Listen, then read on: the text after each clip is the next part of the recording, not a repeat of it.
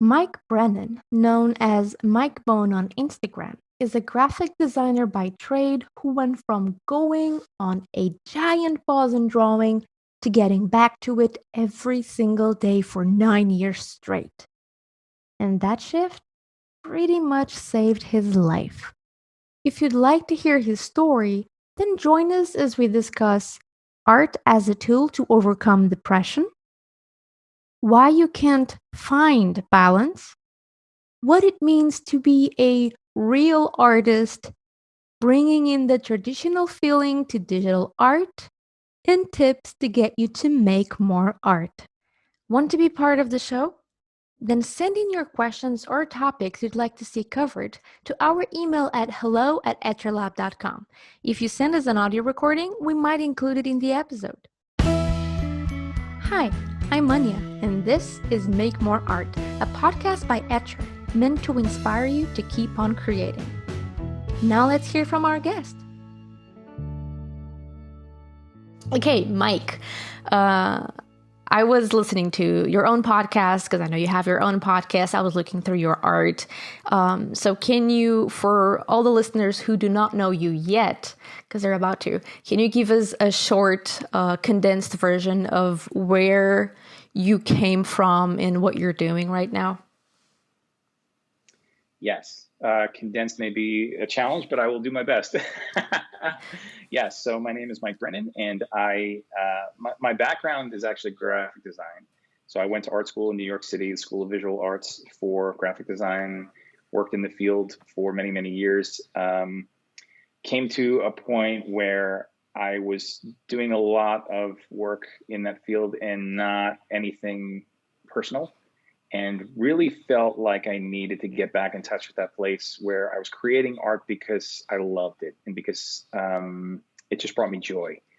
And that, coupled with some life events and dealing with some depression and things, dovetailed me into a place where I started to investigate a 365-day art making journey, and was like, I don't know if I can do this because I haven't done art in personal art for like the past 10 years. How do I do this again?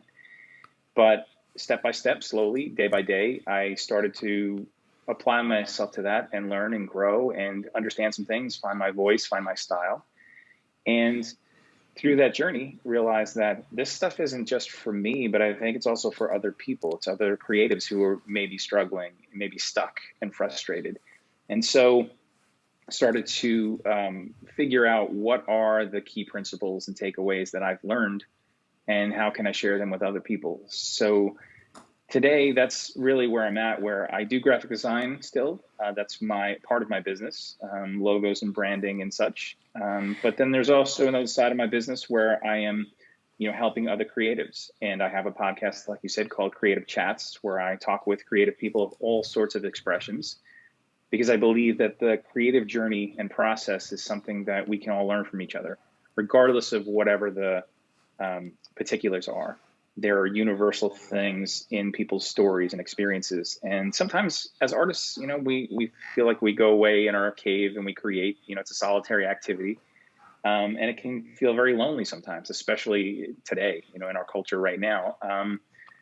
But I think the more that we have conversation and the more that we hear from other people and realize, oh, you know what I'm experiencing isn't just about me, isn't just my story, it's somebody else's story too. So all that stuff is baked into everything that I do today.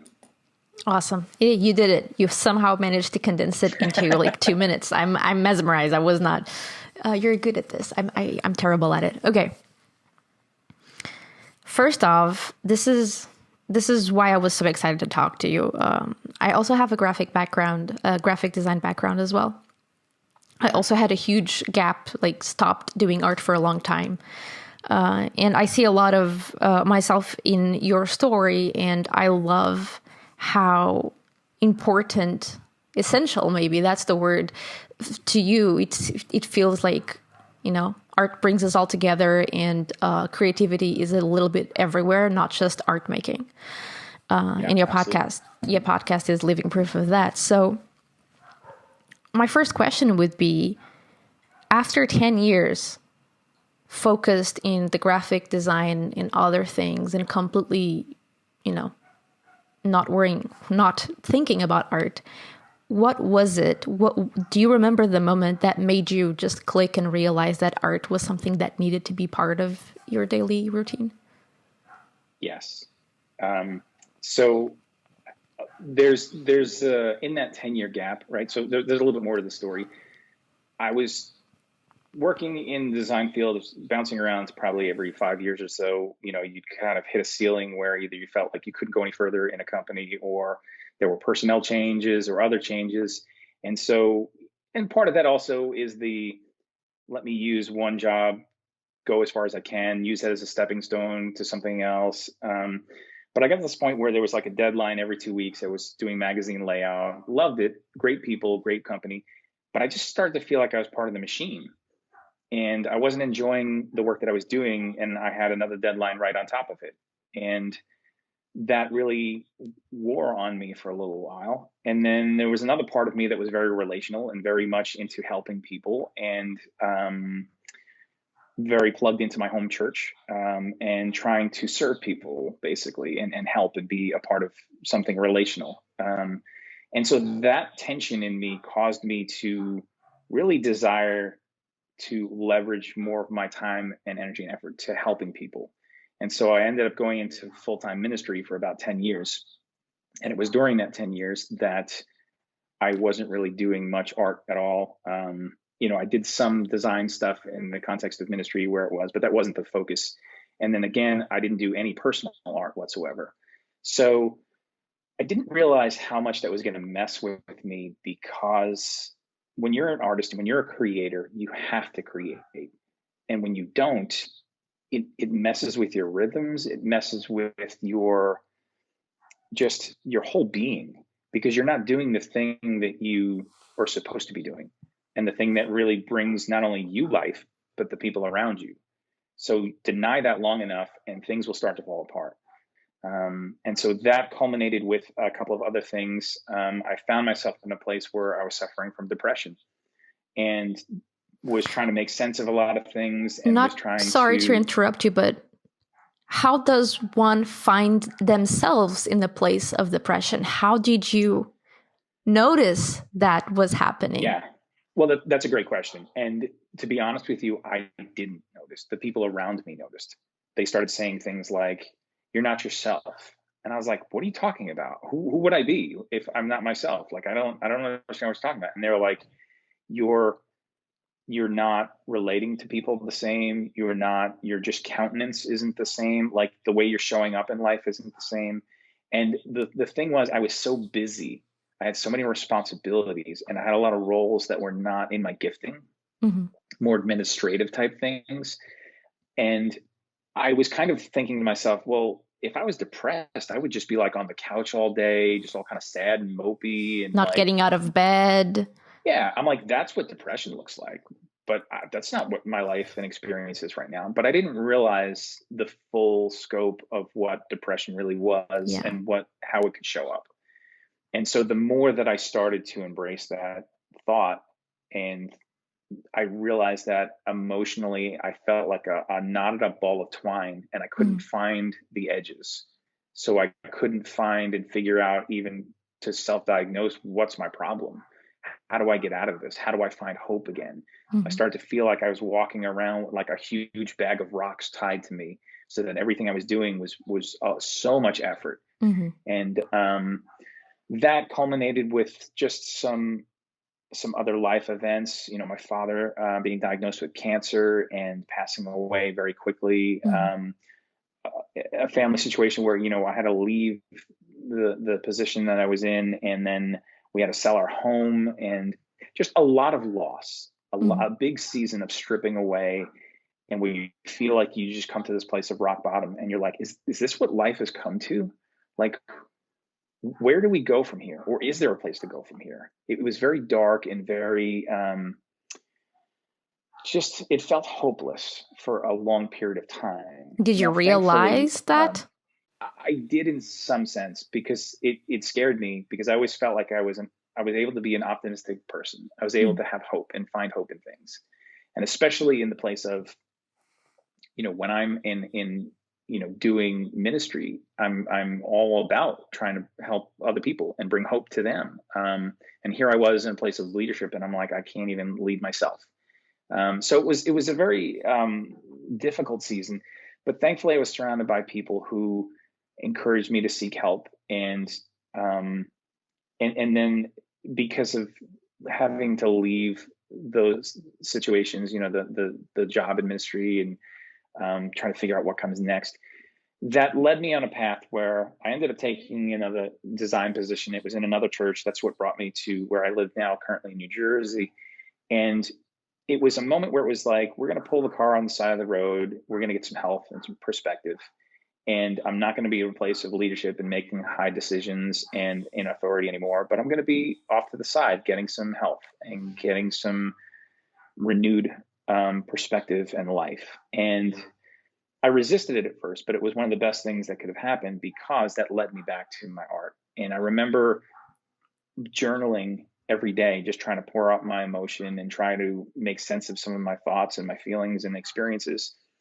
And in that moment, which I believe is just God whispering to me and saying, come back to your art, because you need it right now. It's for you. It's not for a client. It's not for a product. It's not for a committee. It may not even be for someone to see other than you. Create something because it brings you joy, you know? So, two things I want to ask you. One is, why do you think that we are so eager to help other people, but we are so terrible at helping ourselves? Yeah, I think that probably we're so conditioned to be thinking about other people, to be helping, right? And be useful. It's sometimes tied to our purpose, we feel. Mm. And we know that we would, for the most part, I think people know that they shouldn't treat people a certain way, um, that they should treat people with respect, that they should treat people with kindness and love. I mean, unfortunately, today there's some less of that in some things that we've seen, but I think by and large that's still something that is valued um, as people. And yet, when it comes to ourselves, we treat ourselves in a way that we would never treat somebody else. We hold Yeah, ourselves to standards, and we talk to ourselves in such a way that we would never talk to talk to other people. somebody else. And I think that's just a disconnect, because sometimes it's our own pressures and us not really knowing what to do with some of our experiences and our emotion. Sometimes it's also attaching things that have been said to us when we were younger or in other parts of our lives. There are other people's voices that we practice continually, even if those people aren't around. Mm-hmm. And we need to kind of unlearn some of that stuff, How do we do that? I mean, you've gone through such a long journey.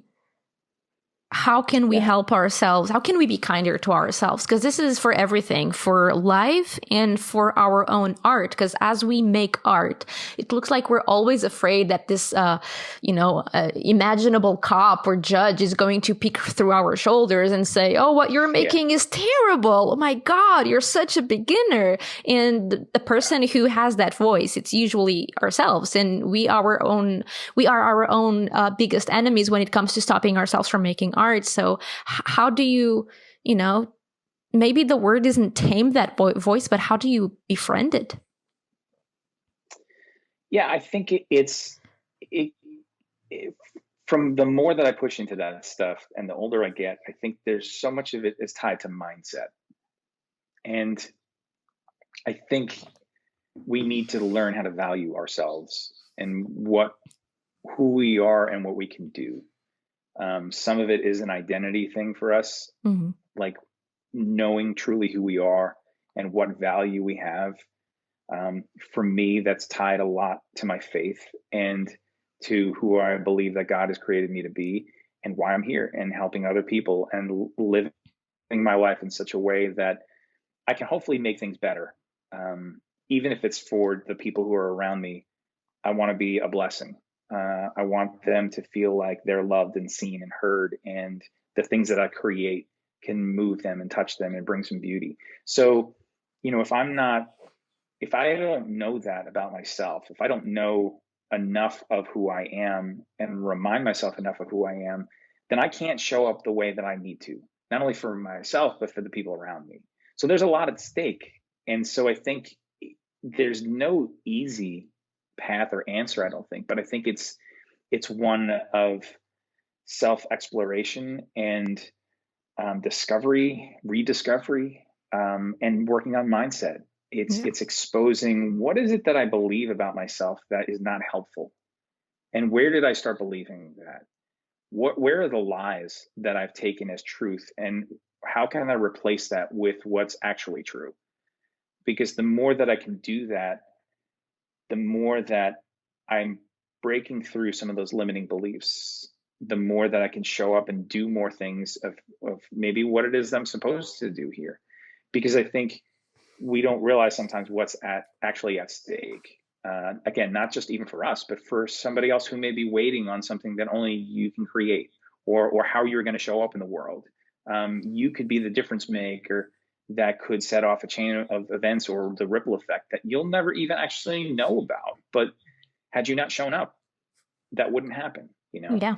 And to add to that, to your nuggets of wisdom, I think also that by surrounding ourselves with people that lift us up, we can become our best selves. And there's this thing going on that if you have a problem, you have to fix it, where I actually believe that not all problems have solutions. And sometimes putting a lot of effort and attention into certain problems is giving them a voice.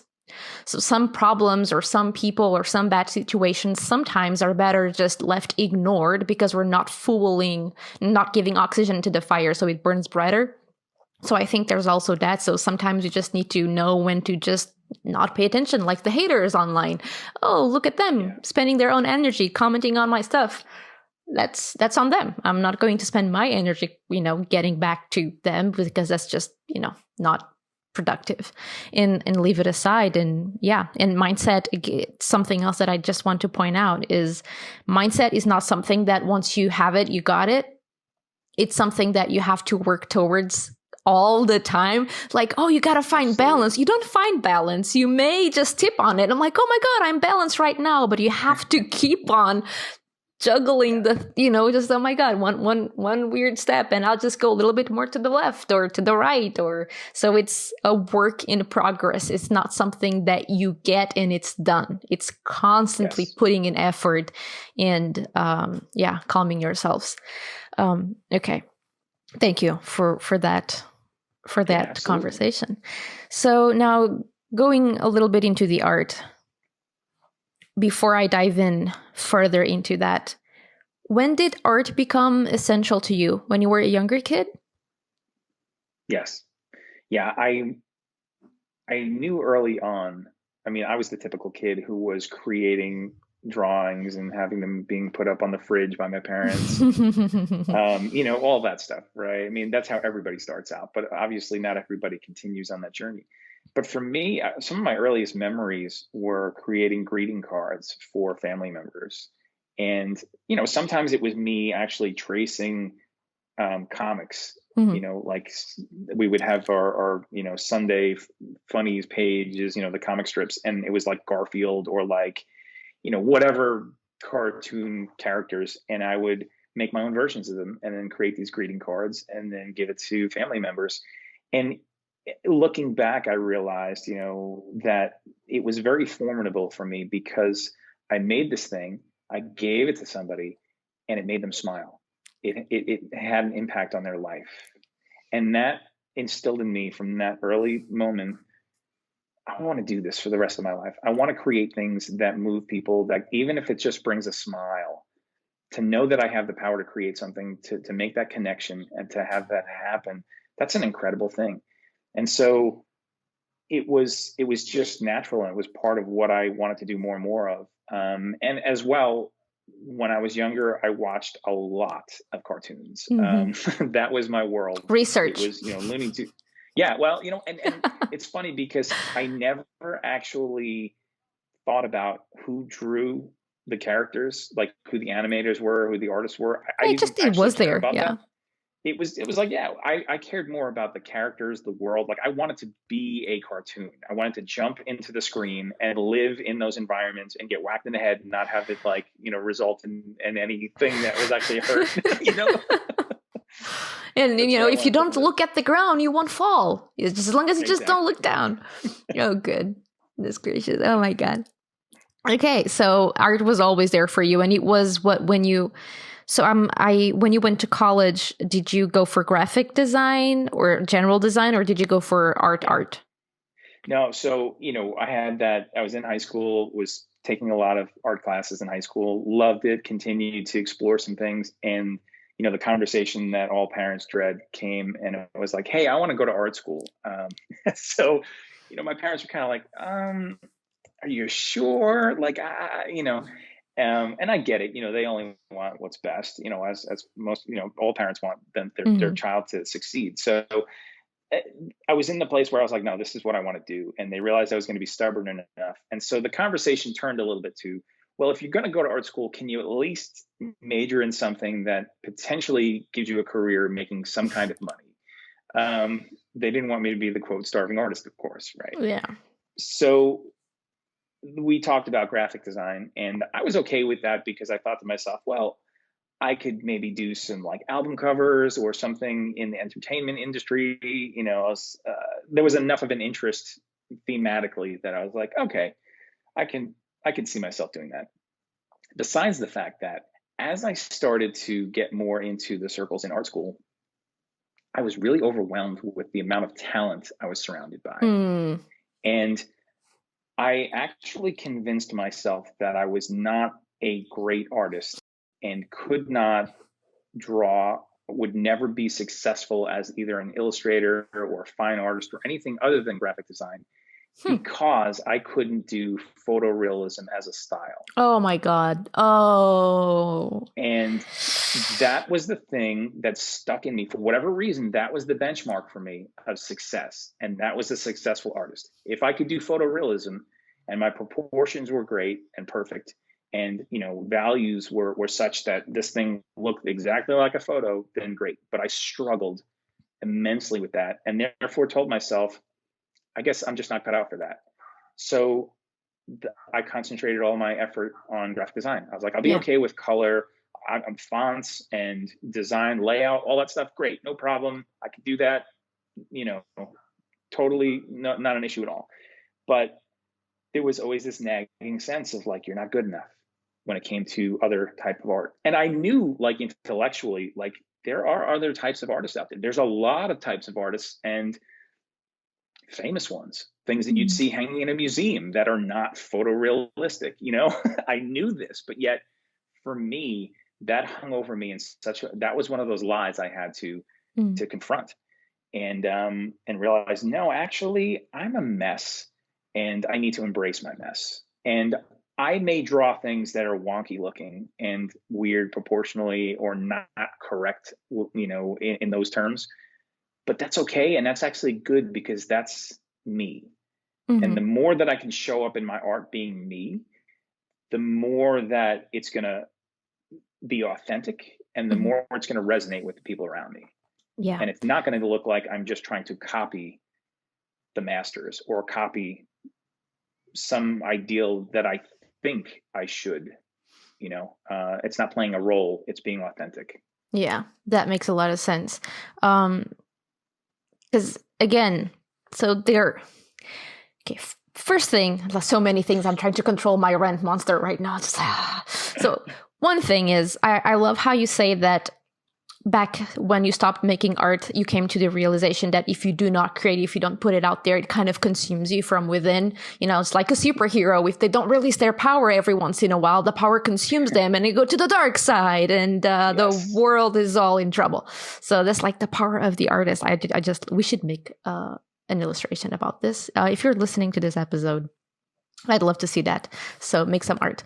And then why are we making art? I mean, there are so many misconceptions because one, when we do art in, kindergarten, preschool, middle school, it's almost like recess time. It's like, just have fun, and it's not taken seriously. It's not like, okay, we have to do math right now, so everyone just quiet, focus, and let's just focus on our numbers because this is real serious.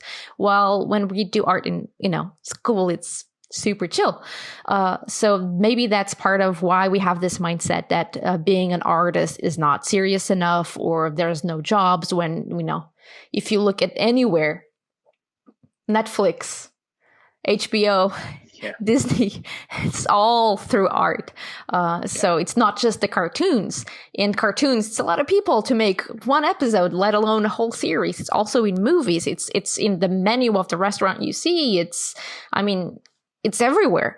It's what makes our furniture really comfortable and nice and appealing, and us feel at home. It's just like, otherwise you'd be living in a grayish, weird world and just feeling very unhappy, and you have no idea why. And then it's like, so why are you making art? So if you're making art because you are a hobbyist who just wants to make some art because it makes you feel good, then great. If you're making art because you want to be a professional artist in a specific field, then what do you really need to master to make that job happen? And sometimes the answer is yes, you need to know your fundamentals really well. You really need to know your color theory. You really need to know your proportions, your anatomy, your perspective, and so on and so forth. Or maybe, yes, you do need to get a good grasp of how proportions and anatomy work, just so then you can make your own thing. And even though it's not, like you said, anatomically correct, it does not look weird. It works because you understand the base principle that makes it work, and then you can make it look like you want. So that's why they're called fundamentals. And so yeah, I think I did not go way too long on my rent wave surfing. So that said, your messy and filled with live art that I'm a fan of. I love your portraits. Now, what is it about art that bringing smile to people's faces through your art? Why does that matter so much to you? That's a good question. I think it's because partially the way that I'm wired in being so relational.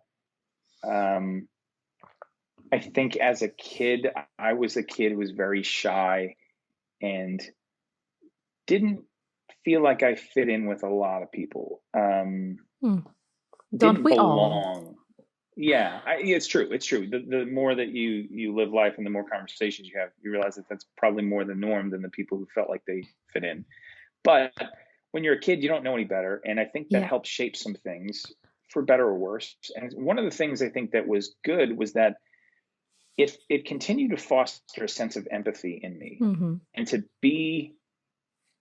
notice the people around me and to care about how my life overlaps with theirs. And so even aside from art, I remember my mom used to take me as a kid to a department store, and she just loved shopping, right? So she'd drag me out, and I'd be bored as a kid, and I'm there, and I'm like kind of running around in the clothing racks and like, trying to use my imagination. I don't know. I was trying to be busy, and she was shopping. And what I'm about to say, some people are going to be horrified because they're going to think like, what the heck, but this was a different time. This was like, the late 70s, whatever, early 80s. And, she wasn't far, but I would wander over towards the front door of the store. And I noticed people kind of moving in and out, and I started to hold the door open for people.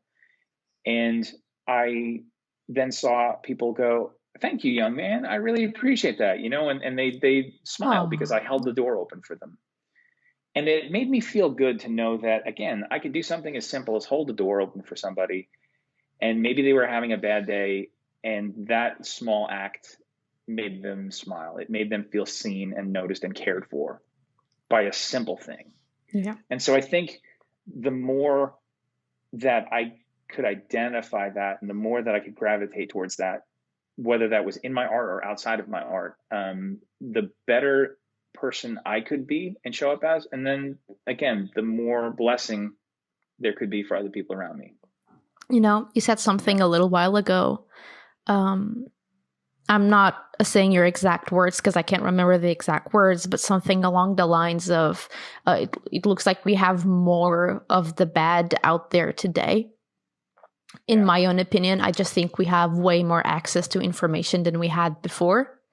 And the bad has a really bad voice because when someone is sad, frustrated, angry, you name it, they have to voice it out to just discharge and get some sense of calmness.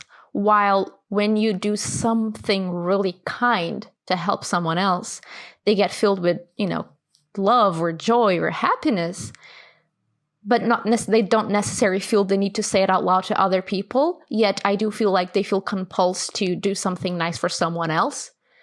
Like I call it the kindness chain. Once you do something kind towards someone else, they're more likely to keep on propagating that. And when you do something, less nice, they will just be very loud about it because we are human beings are very loud about what we do not like and not as much about what we like.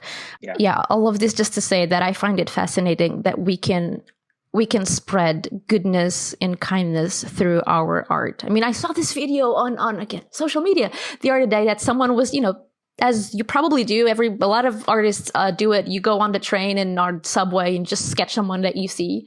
And that person, he was sketching this lady. And then at the end of the stop, he just like, hey, I just drew you. Please, if you want, you can have it. And she started crying because she was having a bad day. And that just made her whole day. So I wish more artists would do stuff like that. And, it would just increase shares and just put some smiles out on their faces.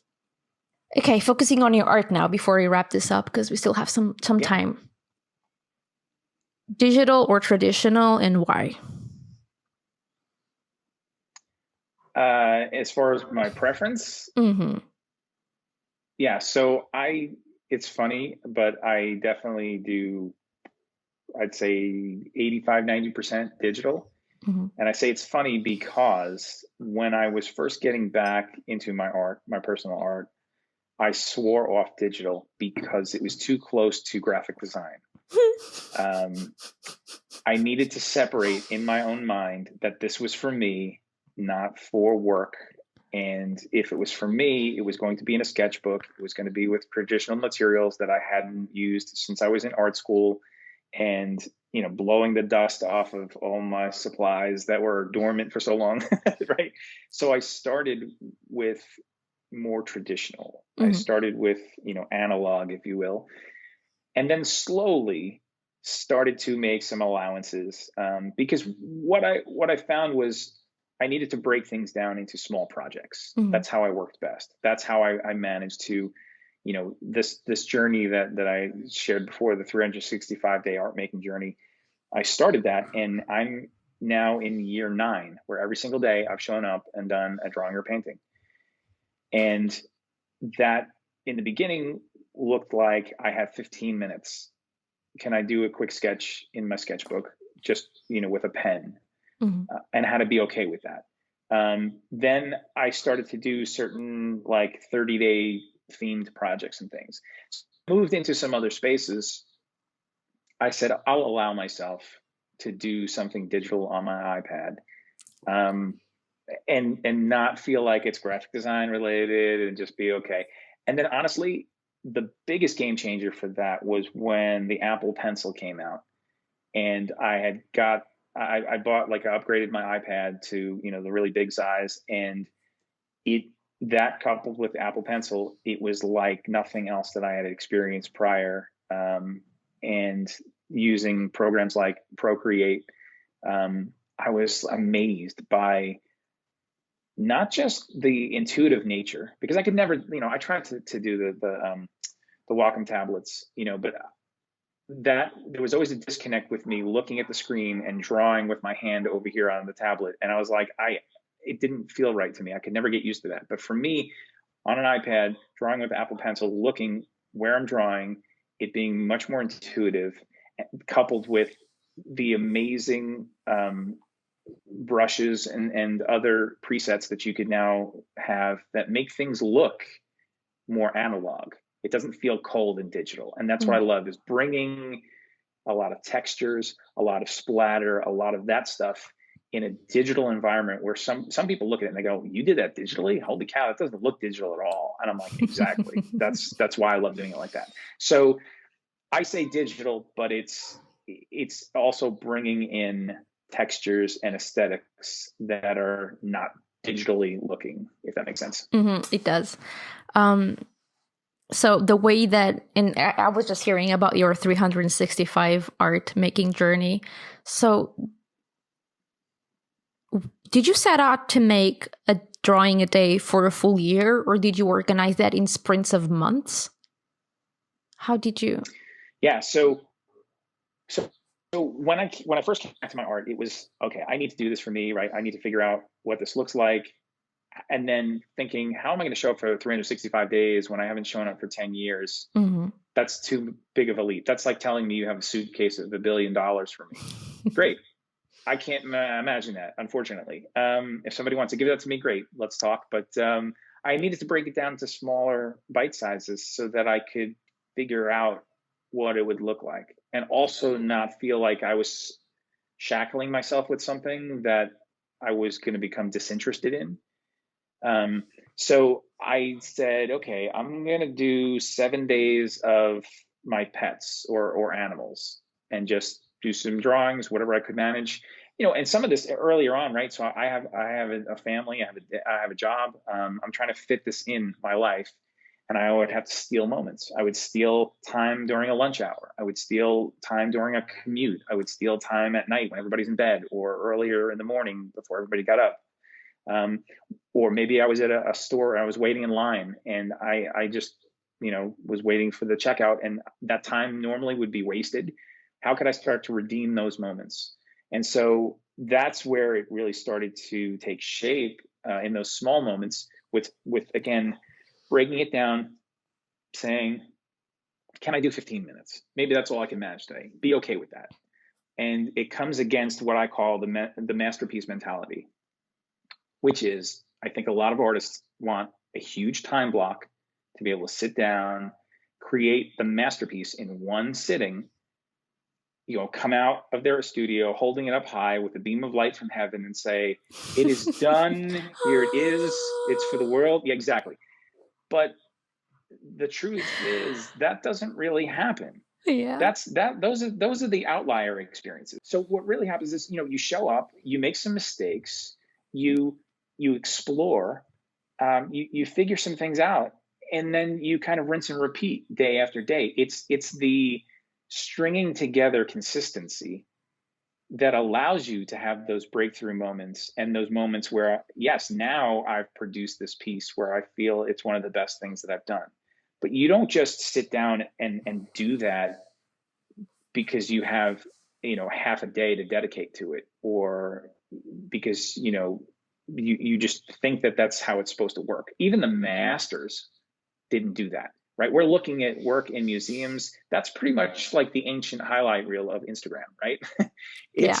And again, we can fall into the trap of comparison, thinking they did that, that's what I have to do. But really remind yourself that there's work underneath a lot of things. People painted over things, and there's backsides to paintings that you never see, that were failed attempts that you know what I mean? So why would we not allow ourselves the ability to do that as well? So anyway, doing all of that in the span of 7-day sprints, 14-day sprints, 30-day sprints. I did a 100-day project, right? That's really popular to do alongside with other people, where people are choosing to do whatever activity for 100 days. And I said, okay, I'm going to try my hand at doing 100 days of portraits, or 7 days of flowers, or 14 days of hands and feet, or whatever. I just explored as many different subject matters and as many different types of mediums in small sprints, because I was exploring, because I was trying to figure it out. And then once I had the ability to go, okay, I know that I like that, I know that I don't like that, I would take that information and then just build on it. Where I would go, okay, I did this, I used this certain material in this 7-day sprint, and most of it was a failure. But the one thing I did learn was how to use this tool. Or maybe it was experimenting with, hey, I painted with a stick. I went out in my yard and I just found a stick and I started painting with it. Now, all that art that I created with it isn't going to go anywhere. I'm not going to sell it. I'm not going to really show it to anybody. But I figured out that if I want this kind of texture, I can use a stick. Now that's a tool in my toolbox that I can use on purpose and apply that to some other project in the future.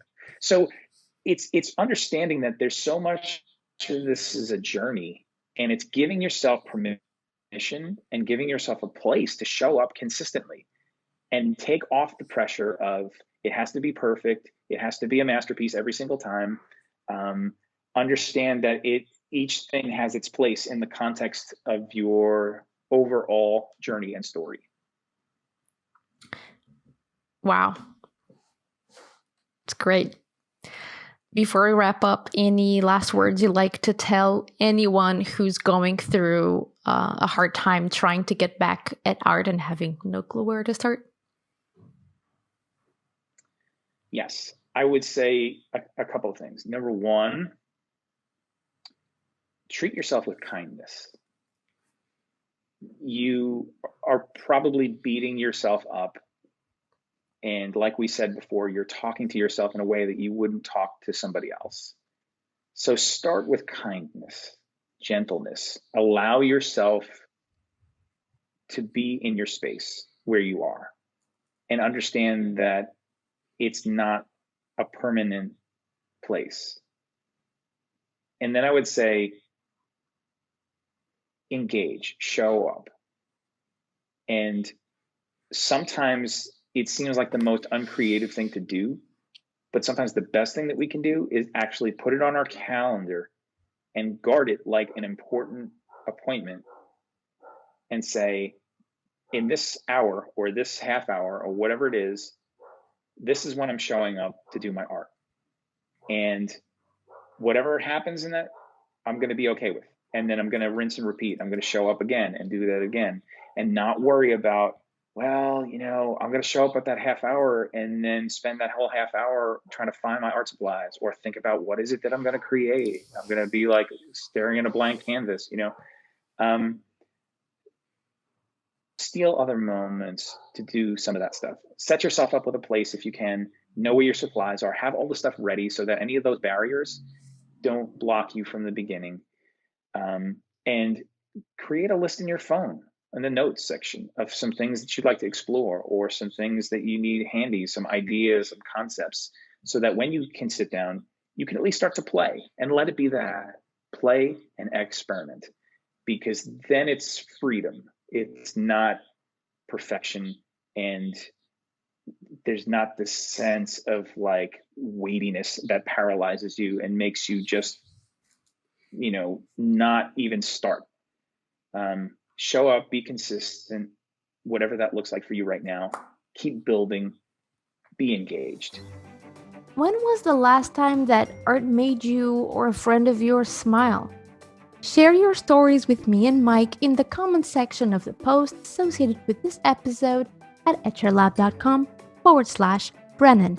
That's etchrlab.com/BRENNAN. Or if you're watching this on YouTube, simply let us know in the comment section below.